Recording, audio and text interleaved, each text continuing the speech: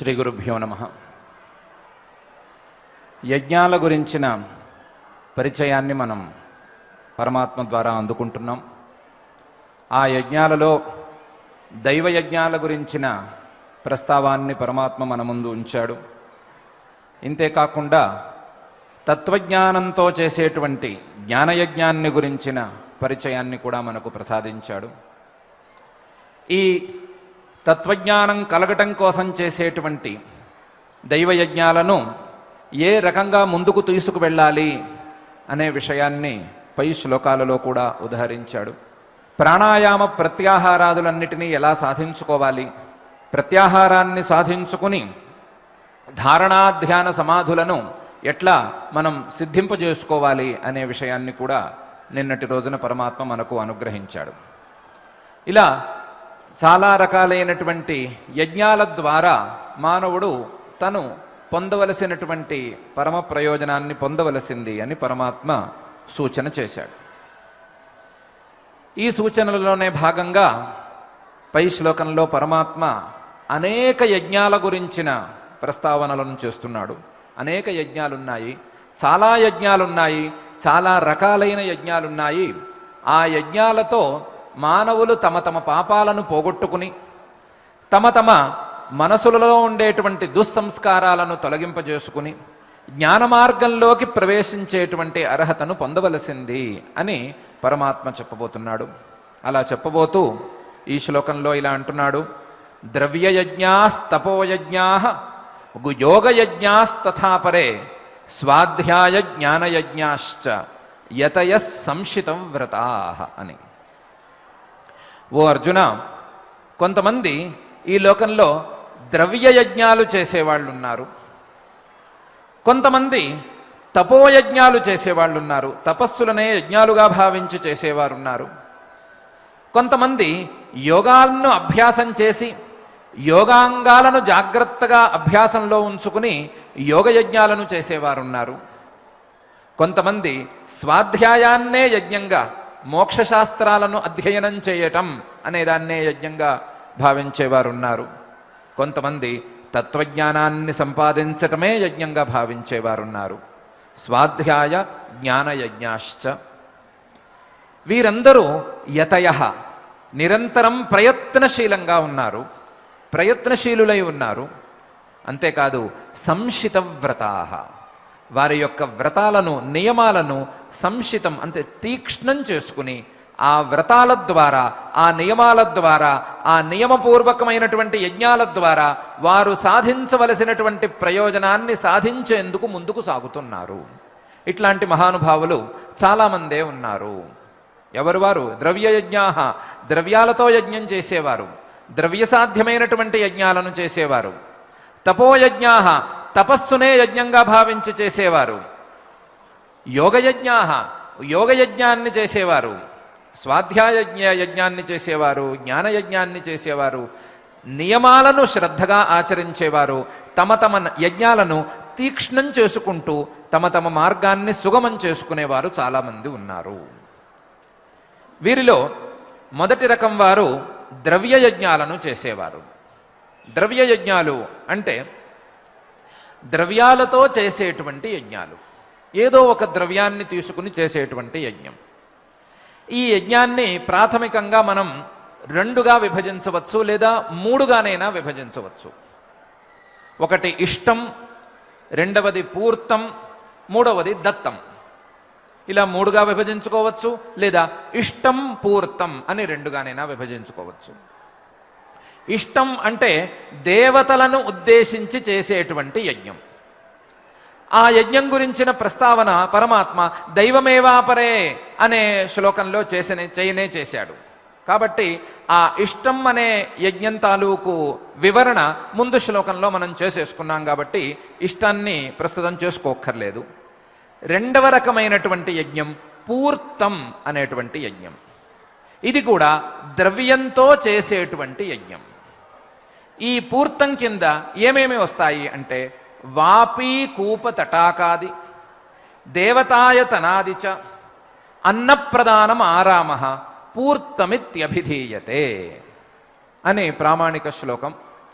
బావులను తవ్వించటం, మనకున్న ధనంతో ప్రజోపయోగ కార్యక్రమమైనటువంటి బావులను తవ్వించటం, లేదా చిన్న చిన్న చెరువులను కానీ నీటి గుంటలను కానీ తవ్విస్తూ ఉండటం, లేదా పెద్ద చెరువులను కృషికి వాణిజ్యానికి పశువులకు ఉపయోగించేట్లుగా పెద్ద పెద్ద చెరువులను తవ్వించటం, ఇంతేకాకుండా దేవస్థానాలను నిర్మించటం, జీర్ణమైనటువంటి దేవాలయాలను పునరుద్ధరించటం, ఇంతేకాకుండా తోటలను పెంచటం, మనం లౌకికంగా మాట్లాడుకుంటే పార్కులు లాంటి వాటిని అభివృద్ధి చేయటం, చెట్లు పెంచటం, ఇంతేకాకుండా అన్నప్రదానం, అర్హులైన వారికి అవసరం ఉన్న వారికి అన్నప్రదానం చేయటం, ఇవన్నీ పూర్తం అనేటువంటి యజ్ఞం కిందకు వస్తాయి. ఇవి కూడా యజ్ఞాలే తప్ప మరొకటి కావు అని పరమాత్మ స్పష్టంగా ద్రవ్య యజ్ఞా అనే పదంతో చెప్తున్నాడు. వీటిలో ఏమి చేసినా సరే ఇవి యజ్ఞాల కిందకు వస్తాయి, యజ్ఞం చేసినటువంటి ఫలితం వస్తుంది. ద్రవ్యయజ్ఞా. రెండవది ఈ పూర్తం అయితే, మూడవది దత్తం. దత్తం అంటే అర్హులైన వారికి, యోగ్యులైన వారికి మన వద్ద ఉన్నటువంటి ద్రవ్యాన్ని దానం చేసుకోవటం. ఆ ద్రవ్యాన్ని ధర్మశాస్త్ర విహితమైన రీతిలో ఆ లెక్కలో మాత్రమే దానం చేసుకోవటం, మనకున్న ఆదాయంలో 6వ వంతు దానం చేసుకోవటం అనే దాన్ని కూడా యజ్ఞం కిందకనే మనం భావించవచ్చు. ద్రవ్య యజ్ఞం అనే దాని కింద ఇది వస్తుంది. యజ్ఞాలలో ఋత్విక్కులకు ఇచ్చేటువంటి దక్షిణ అక్కడే కలిసిపోయింది. అది కాక మిగతా యోగ్యులకు ఇచ్చేటువంటి ఈ దానాన్ని మనం ద్రవ్య యజ్ఞం అనే దాని కింద భావించవచ్చు. దాన్ని దత్తం అనే కేటగిరీ కింద లేదా దత్తం అనే విభాగం కిందకు తీసుకురావచ్చు. ఇష్టం, పూర్తం, దత్తం అనేటువంటి 3 రకాల యజ్ఞాలను కలిపి పరమాత్మ ద్రవ్య యజ్ఞా అని ఒకే ముక్కతో అంటున్నాడు. ద్రవ్య యజ్ఞం చేసేవారికి కూడా, ఆయా సత్కార్యాలను నిర్వహించే వారికి కూడా అదే విధమైనటువంటి ఫలితం కలుగుతుంది. ద్రవ్యయజ్ఞా. రెండవది తపోయజ్ఞా. తపస్సునే యజ్ఞంగా భావించి నిరంతరం తపస్సు చేసుకోవటం. తపస్సును చేసుకోవటం అంటే ఏంటి? తపస్సు అనే పదానికి ఉండేటువంటి విస్తృతమైన అర్థాన్ని పరమాత్మ పై అధ్యాయాలలో చెప్పనే పోతున్నాడు. అందువలన మనం కొంచెం సంక్షిప్తమైనటువంటి అర్థం తీసుకుంటే, తపస్సు అనేదానికి మన శరీరాన్ని కొంచెం కష్టపెట్టి దారిలోకి తీసుకువచ్చే విధానం అని మనం సంగ్రహంగా నిర్ణయించుకోవచ్చు. కొంచెం కష్టపెట్టి, ఎక్కువ కాకుండా, మన శరీరం పాడైపోయేంత స్థాయిలో కాకుండా కొంచెం కష్టపెట్టి దాన్ని సరి అయిన మార్గంలోకి తీసుకువచ్చే ప్రయత్నం తపస్సు అనే అర్థం చెప్పుకోవచ్చు. ఈ అర్థం చెప్పుకుంటే కనుక ఉపవాసము, కృచ్ఛ్రం, చాంద్రాయణం లాంటి వ్రతాలన్నీ తపస్సు కిందకు వస్తాయి. ఆ తపస్సునే యజ్ఞంగా భావించి, ఆ తపస్సు అనే యజ్ఞంతో పరమాత్మను చేరటానికి కొంతమంది ప్రయత్నం చేస్తున్నారు. వారికి తపోయజ్ఞా అని పేరు పెట్టాడు, లేదా వారు చేసే యజ్ఞాలకు తపోయజ్ఞాలు అని పేరు పెట్టాడు పరమాత్మ. ఈ రకమైనటువంటి ఉపవాసాదుల ద్వారా కూడా, నియతమైనటువంటి నియమబద్ధమైనటువంటి ఉపవాసాదుల ద్వారా పరమాత్మను చేరుకునేందుకు దారిని తప్పకుండా పొందవచ్చు అని సూచన చేస్తున్నాడు. ఉపవాసం అంటే కేవలం ఆకలిగా ఉండటం అనే అర్థం కాకుండా దానిపై అర్థాన్ని కూడా మనం గత వ్యాఖ్యానాలలో కొన్ని రోజుల్లో మనం అర్థం చేసుకున్నాం. పరమాత్మకు దగ్గరగా వెళ్లేందుకు కావలసినటువంటి శారీరక నియమాన్ని మనం ఉపవాసం అనే పదంతో అర్థం చేసుకున్నాం. ఆ అర్థాన్ని అనుసరించి ఉపవాస వ్రతాలను తపోయజ్ఞంగా మనం భావించవచ్చు. యోగయజ్ఞా అని 3వ యజ్ఞం. యోగయజ్ఞా అంటే యోగాన్నే యజ్ఞంగా భావించి ఆ యోగయజ్ఞాలను చేసేవారు, లేదా వారు చేసేటువంటి ఆ యోగయజ్ఞాలు. యోగం అనంటే ఏమిటి?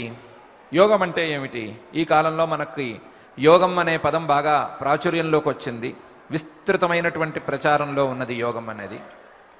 యోగం అనే పదానికి పతంజలి మహర్షి గారు ఇచ్చినటువంటి నిర్వచనం యోగశ్చిత్త వృత్తి నిరోధ అని. మనస్సు యొక్క సంచారాన్ని ఆపటాన్ని యోగం అని అనాలి అని పతంజలి మహర్షి గారి యొక్క నిర్వచనం. మనస్సు నిరంతరం సంచరించే స్వభావం ఉన్నది, చాంచల్యం అనేది మనసు యొక్క ఒక స్వభావం అనే విషయాన్ని మనం చాలాసార్లు అనుభవంలోకి తెచ్చుకున్నాం. అదేవిధంగా చాలా ప్రామాణికమైనటువంటి వాక్యాల ద్వారా కూడా విని ఉన్నాం. ఈ చంచలమైన మనస్సును నిరోధించుకుని, ఆ మనస్సు యొక్క ప్రచారాలను తగ్గించుకుని ఒకచోట స్థిరంగా ఉంచటాన్ని, ఆ చిత్తవృత్తి నిరోధాన్ని యోగ అని అంటారు. పరమాత్మకు కూడా ఇక్కడ ఉండేటువంటి యోగ శబ్దానికి ఆ రకమైన అర్థమే ఇష్టంగా ఉంది. ఈ యోగం ఎలా సాధించుకోవాలి, ఈ యోగాన్ని మనం ఎలా సిద్ధింపజేసుకోవాలి అని అంటే, దానికి ఇంతకు ముందు మనం ఒకసారి అనుకున్నాము, యోగానికి 8 అంగాలు ఉంటాయి, అష్టాంగాలు ఉంటాయి. యమ నియమాసన ప్రాణాయామ ప్రత్యాహార ధారణ ధ్యాన సమాధులు అని 8 అంగాలు ఉంటాయి అని అనుకున్నాము. ఆ 8 అంగాలను చక్కగా సాధించుకుంటే ఈ చిత్తవృత్తి నిరోధం అనేటువంటి యోగం మనకు వశమవుతుంది. ఆ చిత్తవృత్తి నిరోధ రూపమైనటువంటి యోగం సిద్ధిస్తుంది. ఈ 8 అంగాలలో, ఈ 8 యోగాంగాలలో ప్రాణాయామం గురించిన ప్రస్తావన పై శ్లోకంలో పరమాత్మ చేయనేపోతున్నాడు. ఆ పై అధ్యాయాలలో కొద్దిగా ప్రాణాయామం గురించిన వివరణను ఇవ్వబోతున్నాడు. ప్రత్యాహారము, ధారణ, ధ్యానము, సమాధి, ఈ 4 కూడా శ్రోత్రాదీని అన్యే సంయమాగ్నిషు జుహ్వతి అనే శ్లోకంలో పరమాత్మ వివరించాడు. సంయమం అంటే ధారణ, ధ్యాన, సమాధులు అని అనుకున్నాము. దాన్ని ప్రత్యాహారం ద్వారా సాధించుకోవాలి అని కూడా అనుకున్నాము. కాబట్టి ప్రత్యాహార, ధారణ, ధ్యాన, సమాధుల గురించిన ప్రస్తావన గత శ్లోకం కాక ఆకృతం శ్లోకంలో పరమాత్మ చేశాడు. ఆసనం అనే దాన్ని గురించి పై అధ్యాయాల్లో పరమాత్మ చెప్పబోతున్నాడు. శుచౌ దేశే ప్రతిష్టాప్య స్థిరమాసనమాత్మనః ఇత్యాది శ్లోకాలలో. ఇక్కడ 2 అంగాల గురించి ప్రస్తావనను మాత్రమే పరమాత్మ అభిప్రాయపడుతున్నాడు. యమం, నియమం అని. యమ, నియమ, ఆసన, ప్రాణాయామ, ప్రత్యాహార, ధారణ, ధ్యాన సమాధులలో యమం అలాగే నియమం అనేటువంటి 2 అంగాల గురించిన ప్రస్తావనను ఇక్కడ పరమాత్మ చేయదలుచుకున్నాడు. యమం అనేది ఒక అంగం యోగానికి, యోగం సిద్ధించడానికి ఒక సాధనం. అలాగే మరొకటి యమం, నియమం అనేటువంటి అంగం. ఈ యమం 5 రకాలుగా ఉంది, నియమం కూడా 5 రకాలుగా ఉంటుంది. యమంలో ఉండేటువంటి 5 విభాగాలు లేదా యమంలో ఉండేటువంటి 5 భాగాలు అహింస, సత్యం, అస్తేయం, బ్రహ్మచర్యం, అపరిగ్రహం అనేటువంటి 5 అంగాలు. అహింస అంటే హింస చేయకపోవటం. సత్యం అంటే సత్యాన్ని పలకటం. అస్తేయం అంటే దొంగతనం జోలికి పోకుండా ఉండటం. అలాగే బ్రహ్మచర్యం అంటే విహితమైన రీతిలో బ్రహ్మచర్యాన్ని పాటించటం. అదేవిధంగా అపరిగ్రహ, ఏ వస్తువును అనవసరంగా తీసుకోకపోవటం అని ప్రాథమికంగా వీటి యొక్క పరిచయం. అయితే అహింస అనే పదానికి యోగశాస్త్రంలోనూ పరమాత్మ యొక్క అభిప్రాయంలోనూ ఒక అర్థం ఉంది. హింస చేయకపోవటం. హింస అంటే ఏ రకమైన హింస? అశాస్త్రీయమైనటువంటి హింస. అశాస్త్రీయమైనటువంటి హింసను చేయకపోవటాన్ని అహింస అని అనాలి అని యోగశాస్త్రం వారు అభిప్రాయపడుతున్నారు. శాస్త్రీయమైనటువంటి హింస కాదు, దానికి నిషేధం కూడా లేదు. శాస్త్రీయమైనటువంటి హింస అంటే ఏ రకంగా ఉండొచ్చు? ఇప్పుడే మనం భగవద్గీత గ్రంథాధ్యయనంలో బాగా అర్థం చేసుకున్నటువంటి యుద్ధ రూపమైనటువంటి హింస. ఆ యుద్ధంలో అనేక మందిని హింసించటం లేదా వధించటమే, సంహరించటమే ఉంది. కానీ ఇది శాస్త్రీయమైనటువంటి హింస కాబట్టి ఇది దోషం కాదు. అలాగే నేరస్థులను దండించేటువంటి న్యాయాధిపతికి కానీ, ఆ స్థానంలో ఉండేటువంటి రాజాదులకి కానీ అది హింస కింద లేదా దోషం కింద లెక్కలోకి రాదు. నేరస్థులను దండించటం వారికి శాస్త్రవిహితమైనటువంటి కర్మ లేదా ఆ నేరస్థులకు అపకారం చేసినట్లు కాదు, అది శాస్త్రీయం. అలా కాకుండా అశాస్త్రీయంగా చేసేటువంటి హింసను హింస అని అనాలి. ఆ అశాస్త్రీయమైన హింసను చేయకపోవటం, ఇది అహింస అనే కిందకు వస్తుంది. ఇంకా మనం లోతుగా ఆలోచించుకోవాలి. ఈ హింస అనేది 3 రకాలుగా ఉంటుంది. కృతం, కారితం, అనుమోదితం అని. కృతం అంటే మనం స్వయంగా చేసేటువంటి అశాస్త్రీయమైన హింస. కారితం అంటే మనం చేయించేటువంటి అశాస్త్రీయమైన హింస, అనుమోదితం అంటే మనం ఒప్పుకుని సంతోషంతో అంగీకరించినటువంటి అశాస్త్రీయమైన హింస. మూడిట్లోనూ అశాస్త్రీయమని చేర్చుకోవాలి. మనం చేసినా, చేయించినా లేదా ఒప్పుకున్నా 3 రకాలుగాను అది హింసే అవుతుంది. అశాస్త్రీయమైతే అశాస్త్రీయమైనటువంటి హింసకు ఫలితం తప్పకుండా అనుభవించవలసిందే. నేను చేయలేదు, నా చేతికి మట్టి అంటలేదు అంటే ఇక్కడ చెల్లుతుంది కానీ పైన చెల్లదు. ఆ రకమైనటువంటి హింస లేకపోవటం, ఆ రకమైన హింసని అహింస అని అనాలి. రెండవది సత్యం. సత్యం అంటే మనం నిజం చెప్పటం అనే అర్థంలో వాడుకుంటున్నాము. ఇంకా జాగ్రత్తగా చెప్పుకుంటే అబద్ధం చెప్పకపోవటం అనే అంశంలో దీన్ని వాడాలి. అబద్ధం చెప్పకపోవటం అంటే అబద్ధాన్ని ఆడకుండా ఉండేటువంటి ప్రయత్నం చేసుకోవటం. అబద్ధం ఆడే మానసికంగా కూడా సిద్ధం కాకపోవటం, అబద్ధం ఆడే సంకల్పం కూడా లేకపోవటం, ఆ కోరిక కూడా లేకపోవటం, అంతదాకా ఈ సత్యం అనే పదం యొక్క ప్రసారం ఉంటుంది. ఈ సత్యం అనే పదం యొక్క ప్రభావం చాలా దూరం, చాలా లోతుకు ఉంటుంది. ఇంకా ఎంత లోతుకు ఉంటుందంటే కొన్ని సందర్భాలలో మన సత్యం వలన జరగరాని అనర్థం జరిగే మాట అయితే, ఎవరికైనా తీరని నష్టం, తీరని హింస జరిగే మాట అయితే ఆ సత్యం కూడా అసత్యం కిందకే వస్తుంది. గోబ్రాహ్మణాది వధ గనక ప్రసక్తమైతే, గోవులను కానీ మరొకరిని కానీ హింసించేటువంటి సత్యం గనక చెప్పవలసి వస్తే ఆ సందర్భంలో ఆ సత్యం అసత్యం కిందే ఉంటుంది కానీ సత్యం కింద ఉండదు. అవధ్యవధానుకూలమైనటువంటి సత్యాన్ని అసత్యం కిందే భావించాలి అని యోగశాస్త్రం వారు, ఇతర శాస్త్రాల వారు ఘోషిస్తున్నారు. కాబట్టి ఈ సత్యం విషయంలో చాలా జాగ్రత్తగా ఉండాలి. మన సత్యం వలన ఎవరికీ కీడు జరగకూడదు. మన సత్యం వలన కేవలం ఇతరులకు సంతోషం లేదా ఆనందం మాత్రమే కలగాలి. అటువంటి సత్యాన్ని సత్యం కింద భావించాలి. అటువంటి సత్యం గనక మనం చెప్పలేని పరిస్థితి వస్తే మౌనంగా ఊరుకోవాలి. అందువలనే సత్యం అంటే మనం సత్యం చెప్పటం అని కాకుండా అబద్ధం ఆడకపోవటం అని మాత్రమే అనుకుంటున్నాం. అబద్ధాన్ని ఆడేటువంటి కోరిక లేకపోవటం, సత్యం నిలబడేట్లుగా మౌనాన్ని అభ్యాసం చేసుకోవటం అనేది ఈ సత్యం యొక్క వాస్తవమైనటువంటి అర్థం. మూడవది అస్థేయం. అస్థేయం అంటే ఇతరుల అనుమతి లేకుండా, ఇతరులకు ఇష్టం లేకుండా వారి ద్రవ్యాన్ని మనం తీసుకోవాలని అనుకోవటం. తీసుకోవటం కాదు, తీసుకోవాలని అనుకోవటం. తీసుకోవటం అనేది ఒక రకమైన దొంగతనం, తీసుకోవాలని అనుకోవటం లోపలి దొంగతనం. ఈ 2 దొంగతనాలు లేకపోవటాన్నే అస్థేయం అని అనాలి. స్థేయం అంటే దొంగతనం, దొంగతనం లేకపోవటం అస్థేయం. ఆ అస్థేయం అంటే మానసికంగాను బయట మన క్రియల రూపంలోనూ ఇతరుల ద్రవ్యాలను వారి అనుమతి లేకుండా లేదా వారికి ఇష్టం లేకుండా మనం తీసుకోవటం, ఆ తీసుకోవాలనే కోరిక కలిగి ఉండటం అనేది స్థేయం. ఆ స్థేయం లేకుండా ఉండటం అస్థేయం. నాలుగవది బ్రహ్మచర్యం. ఈ బ్రహ్మచర్యం గురించిన ప్రస్తావన మనం ఇంత సామాజిక వేదిక మీద చేసుకోకూడదు. అందువలన దీని గురించిన వివరాలు యోగ్యులైన విద్యార్థులకు, యోగ్యులైన శిష్యులకి ఆయా గురువులు అందిస్తారు. ఆయా గురువుల ద్వారా మనం తెలుసుకోవాలి. బ్రహ్మచర్యం అనేది కూడా చాలా ప్రధానమైనటువంటి అంగం. 5వది అపరిగ్రహ. అపరిగ్రహ అనే పదం యొక్క నిజమైన అర్థాన్ని పరమాత్మ గత శ్లోకాలలో కొన్నిటిలో చెప్పాడు. మనకి అవసరమైన దానికంటే లేదా మన జీవితానికో మన అవసరాలకో అవసరమైన దానికంటే ఎక్కువ వస్తువులను కలిగి ఉండాలి అని కోరిక లేకపోవటం, ఎక్కువ వస్తువులను సంపాదించేటువంటి ప్రయత్నం లేకపోవటం, దీన్ని అపరిగ్రహ అని అనాలి. పరిగ్రహం అంటే తీసుకోవటం. ఏ వస్తువులను తీసుకోవటం? మనకు కావలసినటువంటి వస్తువులను కాక, మనకు అక్కరలేని మన అవసరాలకు మించినటువంటి వస్తువులను తీసుకోవటం పరిగ్రహం అవుతుంది. ఆ పరిగ్రహం లేకపోవటాన్ని అపరిగ్రహ అని అంటారు.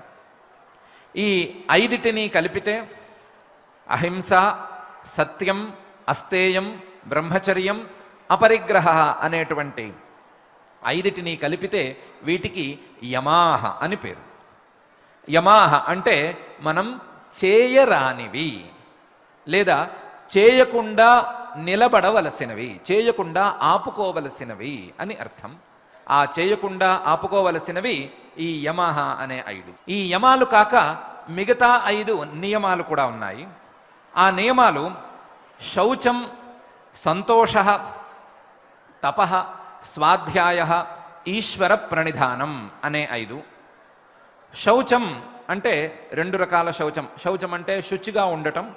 ఆ శుచిగా ఉండటం అనేది బాహ్యం, శరీరానికి సంబంధించినటువంటి శౌచం. అదేవిధంగా ఆంతరం, లోపల ఉండేటువంటి శౌచం, లోపల శుచిగా ఉండటం.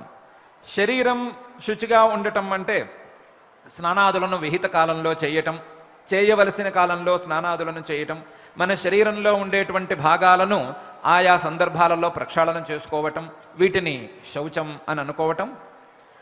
ఇది కాక దీని ద్వారా దీని తర్వాత సాధించుకోవలసినటువంటి ఆంతర శౌచం అంటే మనస్సులో ఉండేటువంటి మాలిన్యాలను ప్రక్షాళన చేసుకోవటం, మనస్సులో ఉండేటువంటి మదమాత్సర్యాది దోషాలను ప్రక్షాళనం చేసుకుని మనస్సును శుద్ధంగా ఉంచుకోవటం, మనస్సులో సద్గుణాలను పెంచుకునే ప్రయత్నం చేసుకోవటం. దీన్ని కూడా శౌచం అనే నియమం కిందకే తీసుకురావాలి. ఇది నియమంలో ప్రాథమికమైనటువంటి అంగం. రెండవది సంతోషం. సంతోషం అనే పదానికి మనకు అర్థం బాగానే తెలుసు. ఉన్నదానితో తృప్తి పడటం. మనకు కావలసిన దానికంటే, మనకు అవసరమైన దానికంటే ఎక్కువ కావాలి అని కోరుకోకుండా, మనకు అవసరమైనంతది లభించిన వెంటనే దానితో సంతోషపడిపోవటం, దానితో తృప్తి పడిపోవటం, దీన్ని సంతోష అని పేరు పెట్టారు. దీనికి సంతోష అని పేరు. ఈ సంతోషం అనే దాని యొక్క ప్రభావం ఇంత అంతా కాదు అని యోగశాస్త్రం వారు తేల్చారు. సంతోషం గనక సిద్ధిస్తే, సంతోషమే గనక మనకు లభిస్తే మనం సాధించరానిది ఏమీ ఉండదు అని యోగశాస్త్రంలో ప్రత్యేకించి చెప్పారు. ఈ సంతోషం చాలా ప్రధానమైనటువంటిది. మూడోది తపః. ఈ తపః అనేది కూడా తపోయజ్ఞ అనే చోట పరమాత్మ పైన ఉల్లేఖం ప్రత్యేకించి చేశాడు. ఈ తపస్సు అనేది రకరకాలుగా ఉంటుంది, చాలా రకాలుగా ఉంటుంది. మనం మౌనం అనేటువంటి తపస్సును ఇక్కడ తీసుకోవచ్చు. మౌనం అనేది ప్రధానమైన తపస్సు. మౌనంగా ఉండటం తపస్సు. ఈ మౌనంగా ఉండటం అనే తపస్సు ద్వారా సత్యం ఒకవైపు సిద్ధిస్తుంది, సత్యంతో పాటు నియమం సిద్ధిస్తుంది, యమనియమాలు సిద్ధించడం ద్వారా యోగం పూర్తిగా సిద్ధిస్తుంది అని ప్రత్యేకించి యోగశాస్త్రంలో అభిప్రాయపడతారు. మౌనం అనేది కూడా ప్రధానమైన తపస్సు. ఇంతకుముందు మనం చెప్పుకున్న తపస్సు శరీరాన్ని కష్టపెట్టే తపస్సు.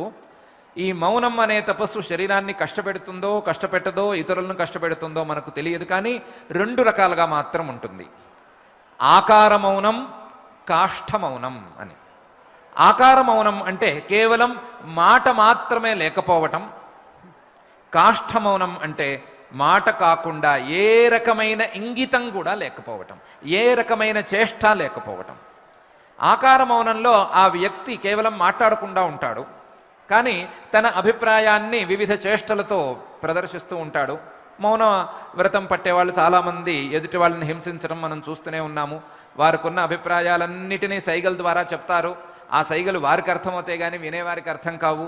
వారేమో మేము చాలా స్పష్టంగా చెప్పామనుకుంటారు, వినేవారు మాత్రం ఏమాత్రం అర్థం చేసుకోలేని పరిస్థితిలో ఉంటారు. కానీ మేము మౌన వ్రతంలో ఉన్నామనే వారు భావిస్తూ ఉంటారు, ఎదుటివారు భావించాలని కూడా గట్టిగా కోరుకుంటూ ఉంటారు. కానీ దీన్ని ఆకార మౌనం అనేటువంటి విభాగంలోకి చేర్చారు. రెండవ మౌనమే నిజమైన మౌనం, అది కాష్ఠ మౌనం. ఏ రకంగానూ సైగల ద్వారా కానీ, చేష్టల ద్వారా కానీ, మరొక రకంగా కానీ, రాసి కానీ, మరో విధానంలో కానీ తమ అభిప్రాయాన్ని కూడా బయటకు పెట్టకపోవటం, మాట్లాడకపోవటం మాత్రమే కాకుండా తమ అభిప్రాయాలను బయటకు ఉంచాలి అనే ప్రయత్నం కూడా చేయకపోవటాన్ని నిజమైన మౌనంగా, కాష్ఠ మౌనంగా భావించాలి. ఈ కాష్ఠ మౌనమే ఒక ముఖ్యమైన మౌనం. ఈ మౌనాన్ని ఒక తపస్సు కింద భావించవచ్చు. సరి అయిన రీతిలో, సరి అయిన సందర్భంలో చేసేటువంటి మౌనానికి ఫలితం చాలా గట్టిగా లేదా చాలా ఉత్కృష్టంగా ఉంటుంది అనేది విషయం. సాంసారికులకి లేదా సంసారంలో మాట్లాడటం ద్వారా వారి వారి ప్రయత్నాలు చేయవలసిన వారికి ఎవరికి ఈ మౌనం అనేది కృత్యం కాదు. మౌనంగా ఉండమంటే రోజల్లా మౌనంగా ఉండమని కాదు.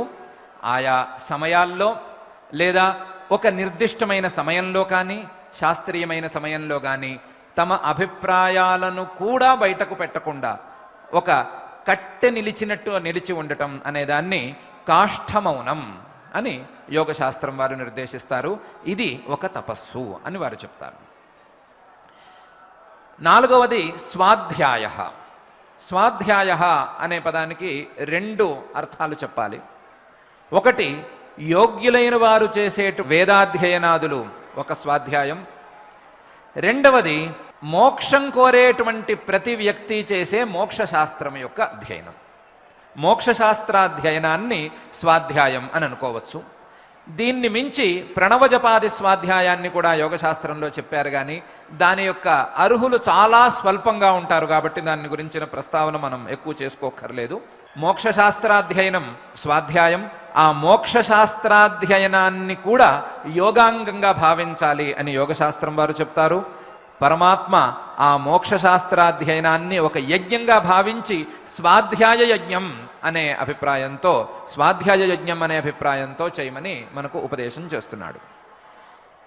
ఆ మోక్షశాస్త్రాధ్యయనం అనేది మనమందరము చేస్తున్నామా లేదా అంటే, మనం కూడా ఈ మోక్షశాస్త్రాధ్యయనం చేస్తున్నాం.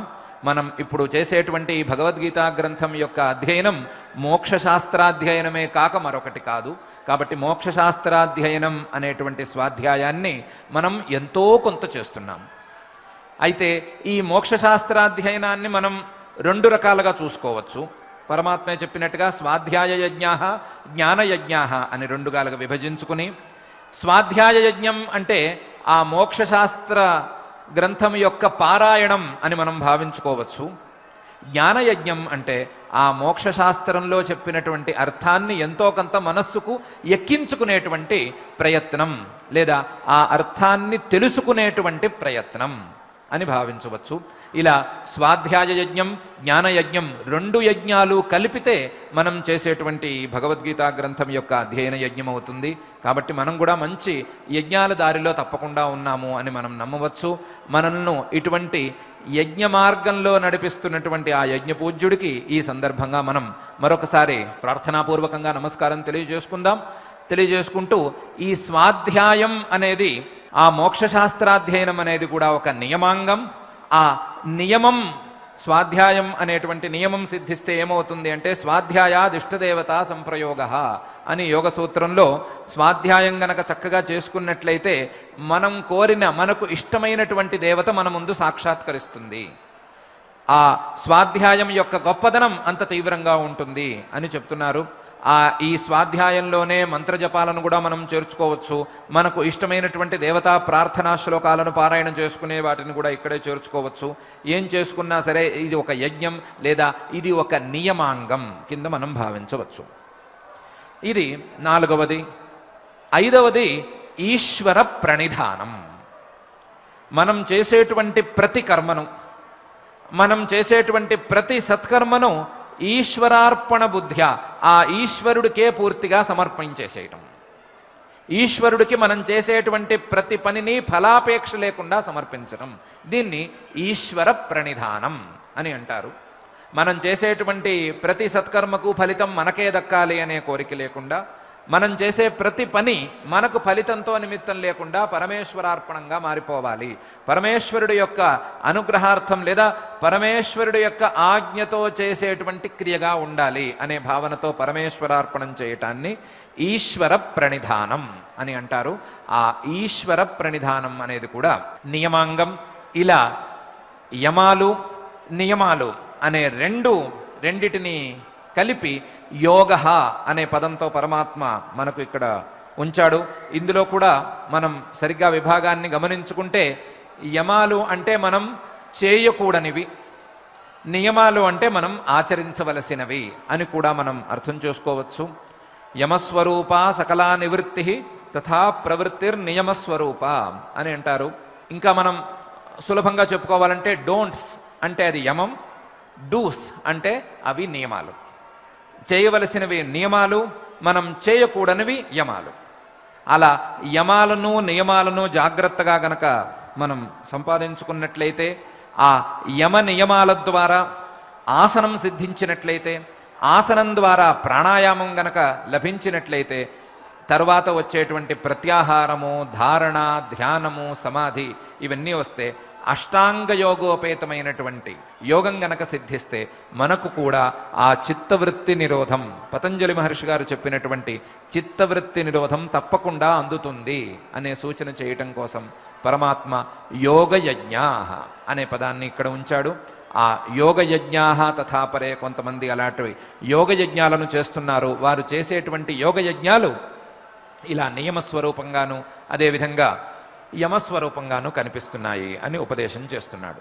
ఇంతేకాకుండా స్వాధ్యాయ జ్ఞానయజ్ఞాశ్చ అని కూడా అన్నాడు.